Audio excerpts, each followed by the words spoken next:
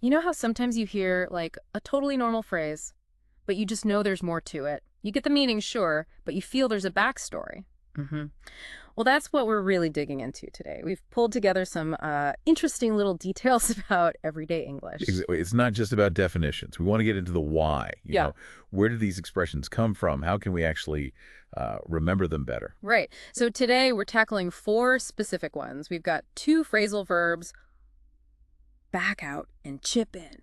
And then there's that great idiom, fly off the handle. Very visual. It really is. Yeah, And finally, a slightly more maybe formal word, superfluous. that's the one.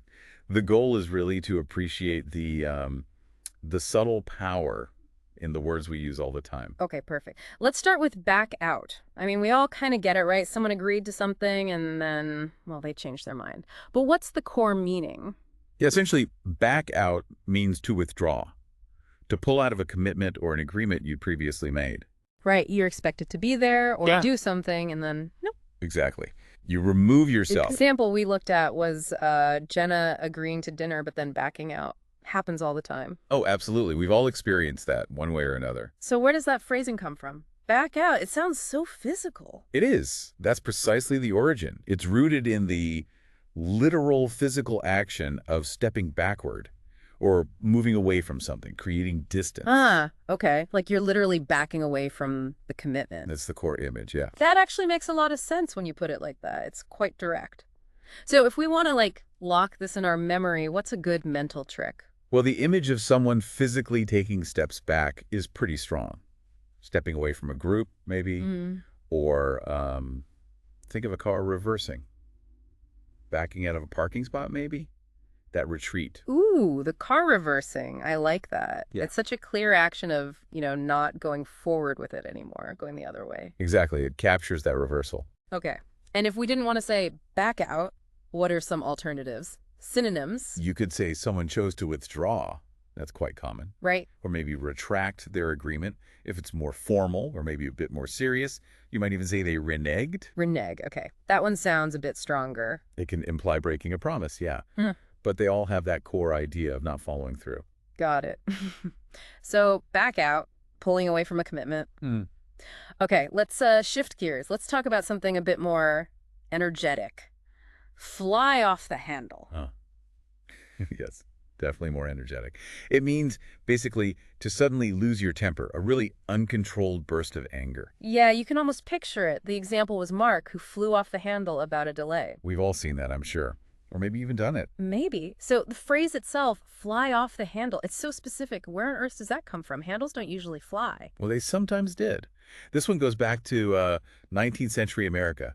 Think about tools, specifically an axe. An axe, okay. Yeah. If the axe head wasn't fixed securely onto the wooden handle, a really hard swing could actually cause the head to detach, to literally fly off the handle. Whoa. Seriously. Seriously. And obviously that's sudden, unexpected, and pretty dangerous. Wow. Okay. That image is powerful. A heavy axe head suddenly flying free.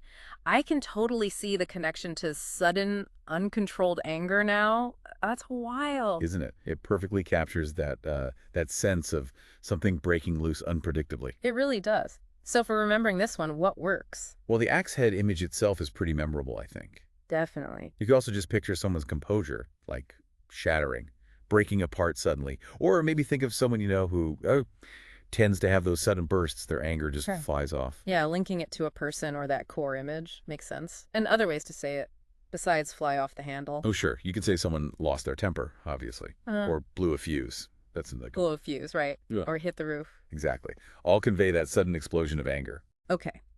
So we've gone from backing away to exploding. Let's move to something more collaborative now. Chip in. Ah, yes. Chip in.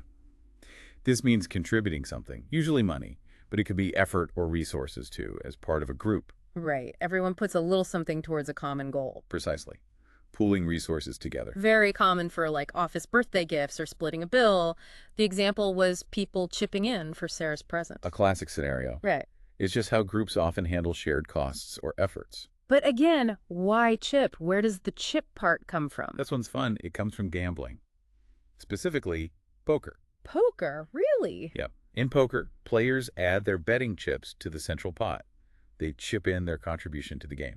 Ah, okay, so the chips are literal poker chips originally. That's the idea. And that action, contributing your bit to the common pot, just spread out into general language for any kind of collective contribution. That's fascinating. I never made that connection. So the mental picture is literally people adding their chips to a pile. Exactly. Visualizing people putting actual chips or coins or even just effort into a central pot or towards a goal.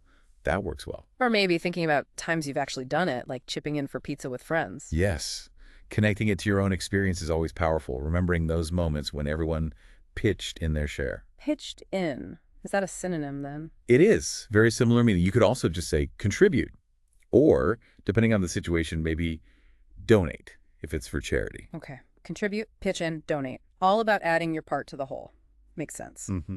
All right, last one for today. This word feels a bit different. Superfluous. It sounds more academic, maybe? It can sound a bit formal, yeah. Superfluous basically means unnecessary, more than what's actually needed or required. Excessive. So something extra that doesn't really add anything useful. Exactly. It implies a kind of surplus that's not beneficial. Think about being concise. Superfluous is the opposite of that. The example sentence was, his explanation was superfluous because everyone already got it. A perfect example. We've probably all sat through a superfluous explanation at some point. Definitely. So it's a Latin root, I'm guessing. You guessed right. It came into English from the Latin word superfluous. Super, meaning over, and fluous, relating to flow. Overflow. Literally, overflowing or extra. That's the direct meaning from Latin. Wow. Overflowing. That's such a clear image for something being too much. How can we use that to remember it? That image itself is great. Picture a glass being filled with water and it starts spilling over the top. That extra spilling water is superfluous. Okay, I like that visual, the overflowing cup. Or you can just break the word down, like we just did. Right. Super means over. Think superior, supersonic. And fluous makes you think of fluid or flow. So superflow or overflow. Overflow. Yeah, that breakdown really helps click it into place. Simple when you see it like that. It often is. Etymology can be a great memory key. And finally, synonyms for superfluous, if we wanted a different word. You could use excessive or redundant. That's a good one, especially in writing or explanation. Redundant, yeah. Or just plain unnecessary. Unnecessary. Yeah. Simple and direct. Okay, fantastic. So we've covered back out, fly off the handle, chip in, and superfluous. We have 4 really useful bits of English, each with its own little story. It really shows how much is packed into the language we use every day without even thinking about it. Absolutely. And, understanding these deeper layers, the origins and the nuances, it really does help. It makes your comprehension richer, and it gives you more tools for your own communication. So the challenge now for everyone listening is to start noticing these. Hear them in conversation, see them when you're reading. And even better, try using them. See if you can naturally slip chip in or superfluous into a conversation this week. Yeah, actively using them is key. And maybe think about this as well. How does knowing the origin, the physical backing away, the flying axe head, the poker chips, the overflowing cup, how does that change how you understand English speakers or the culture behind the language? That's a great point. Those little origin stories, they often reveal a lot about how people see the world, or at least how they saw it when the phrase was coined. It adds another layer, doesn't it? It really does. Something to think about.